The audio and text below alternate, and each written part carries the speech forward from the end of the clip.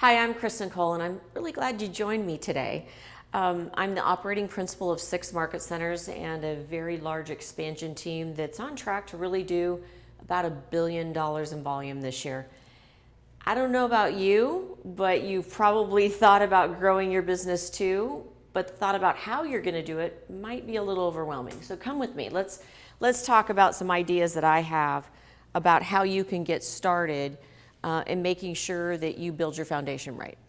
So the first thing we want to talk about is the prioritization of habits over discipline. And discipline really requires you to remember every single task all the time. That's not possible. Things are going to fall through the cracks. So we need to put those things on autopilot and free your mind to really focus on the things that only you can do and the parts of the business that are going to keep you growing. So number 2, I want you to think about systems. Every great business has systems that allow them to scale. So systems can be, your scheduled auto post on social media. They can be your delivering auto plans to your contacts. They can be just a list of people that you need to call every day. They can be updated market information. But you've got to have a system that absolutely makes sure that you deliver that automatically. And then number 3. You've got to be thinking about one of the most powerful tools in business. And I don't know about you, but let's sit down and talk about it, because that would be leverage. Leverage means everything. Every great business has great people. If you don't have great people, nothing else really matters.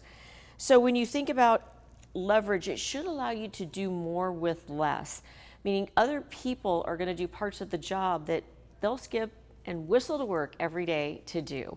So I just want to remind you that you have to be able to entrust your teams to do tasks that don't require you. You can spend more time building the empire and achieving goals if you do that. And the final thing is culture. Culture is king. It's more important than talent. It's more important than anything else. So leverage works best when you hire the right people who match your values and your culture. And for us, that's the 4 Gs: give, grace, growth, and give.